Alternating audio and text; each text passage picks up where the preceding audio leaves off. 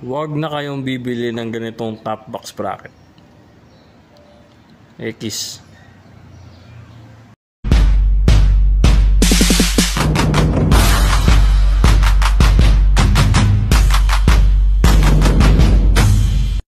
Hey, what's up mga homies? It's your boy Zero TV. And kung nakikita nyo ngayon, ito yung ating lumang top box bracket. Nakikita nyo, natanggal sa welding ang ating top box bracket. Ayan. Zero TV, anong gamit mong top box bracket ngayon? Well, ito po ang aking top box bracket. Ayan. Kung ano yung mga ginagamit ng naka NMAX V2 at Easy Ride 150 Fi 150Q na top box bracket, yun yung gamit ko syempre. Ayan. Second hand lang din siya. Second hand ko lang din siya nakuha. And di siya perfect condition, pero okay na rin. Ngayon, may mga paint chip siya dito, doon, dyan, at ayan. Hindi siya perfect condition, pero it will do. Ilang buwan ko na siya gamit. Napaka solido. Ayan ang ating aking alaga, Zero Q.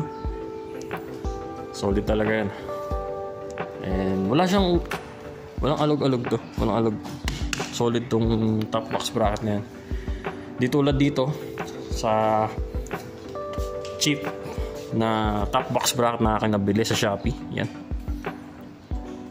Di ko naman siya masasabing pangit talaga kasi nagamit ko naman siya ng mga ilang buwan din bago bumigay ng hindi ko inaakala at hindi ko inaasahan na bumigay.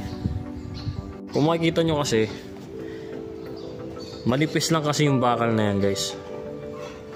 Same here. Manipis lang yan. Pati yung pagkakas-spot ng welding na yan, manipis lang din. Kaya madaling nasira. Ayan, kung makikita nyo, wasak yan. Kaya anong nangyari kasi, kaya ako napansin na sira na to. Kaya pala mauga yung aking top box bracket. Inuuga ko siya ng ganyan, sumusunod siya.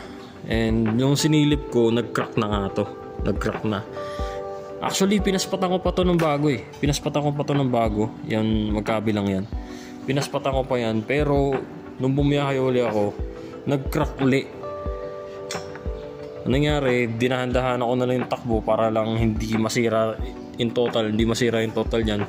Kasi pag binilisan ko yung takbo, sigurado, uuga-uga yan. Then, magkakos pa ng aksidente. Lalo na, medyo mabigat na aking top box. Naka 45 liters ako. Kaya, malaki chance na bumigay. Pag bumigay, makaka-aksidente pa tayo sa daan. Masyadong malaking abala yun. Kaya ang ginawa ko, pagka uwi ko dito, binaklas ko agad, inalis ko agad.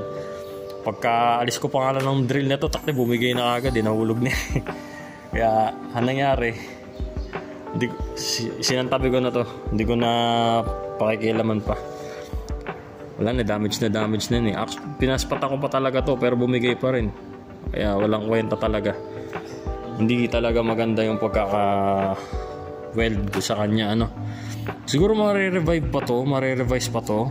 Siguro lagyan lang ng bakal pa dito. Yan, dito sa part na to. Tapos full weld yan lahat. Siguro yun, magiging matibay na to. Alam ko po pwede pa naman to eh. Pwede pa tong top box bracket na to. Talagang more reinforcement lang. Lagyan ng bakal dyan. I-welding yung bakal back to back. Siguro dito rin sa loob niyan para maging mas ayos yung mas maging ayos yung yung tibay niya, no. Ito kasi may crack na rin to. Hindi ko na sinugal na gamitin pa isang beses. Yan. May crack na rito, dito din. Pero wala eh. Unfortunately, di talaga siya tumagal. Pag ginamit nyo to guys, pag ito yung top box bracket nyo sa inyo NMAX V2 or Easy Ride 150, ay talagang mas mahaba pa kasi nandito niya. Yan. May bakal pa yan dyan. May extra. May nakalagay pang bakal dyan. Ginrinder ko lang para maputol. Pero hindi pa rin yun enough talaga. Pag gusto mo kayong back ride dito, tatama sa hita nila tong sharp edge na to. Yung edge na yan. Napaka very uncomfortable sa kanila yan pag tumama. Kaya every time na matagal sila nakaangkas sa'yo, mararamdaman na nila yung ano nito, yung sakit nito kasi nagpupok na sa hita nila yan eh. Kaya hindi talaga hindi comfortable na upuan to, na sasayad to sa nila, sa hita nila. Kaya nung ginamit ko tong top box bracket na to, komportable na yung back ride ko, yung OBR ko. Talagang tuwa siya habang nakaangkas na dyan kasi hindi na tumatama dito sa hita niya. Wala nang tumatama dito. Kaya talagang pag nagtipid ka sa isang bagay, sa isang gamit, talagang titipirin ka rin sa quality at sa convenience na may offer ng product na yun. Like ito, talagang 500 pesos nga lang siya, pero yung abala hindi worth it ba?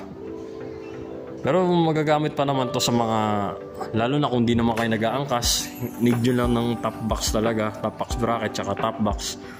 Okay na okay to, lalo na kung di naman kayo gano'n nag-aangkas. I-repair lang to, yun. Yung lalagyan lang to ng spatan lang to, panibagong bakal para dito. Tapos weld, full weld. Ganun din dito sa kabila. Magagamit na uli to. Para sa mga lang naman, para sa mga hindi nag-aangkas, no? Kasi hindi talaga komportable na upuan to pag may angkas ka. Hindi talaga reliable at hindi komportable. And ayun lang, no? Yun lang ang ating vlog sa ngayon. Napakasimple lang ang ating vlog.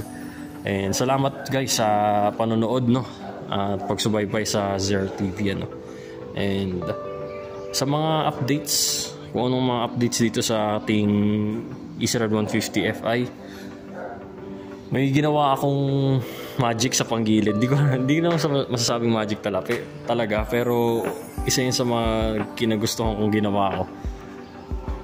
Maybe one day, next rest day ko, gagawa ko siya ng vlog. Nagpalit ako ng panggilid uli. And basta maganda yung ginawa ko dyan. Nakakatuwa lang. Hindi ko lang kasi akalain na ganun yung magiging performance. Pero hindi pa siya perfect condition sa ngayon. May babaguhin pa rin ako sa kanya. May mga idadagdag ako sa kanya and replacements na gagawin. Kaya hindi pa komportable na i-vlog yun sa ngayon. And abangan nyo na lang guys kung yung magic na ginawa ko sa panggilid ko. Yan. Alright guys, masasabi ko bang pangit ang Masaya brand and Max V2 top box bracket? For me, hindi ko siya masasabing pangit, hindi ko siya masasabing maganda. Ano lang talaga siya, 50-50 yung grade ko dito. And kasi kung usapang top box bracket naman ang pag-uusapan, magagamit mo talaga siya as top box bracket. Kaso yung itong quality na to, yung ganitong quality guys, talagang hindi mo yan gugustuhin.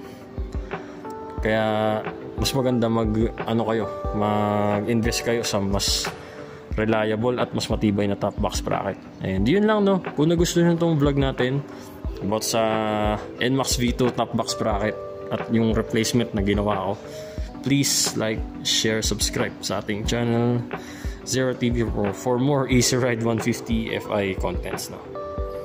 And other related topics. This is Zero TV. Ride safe sa lahat. Zero TV out.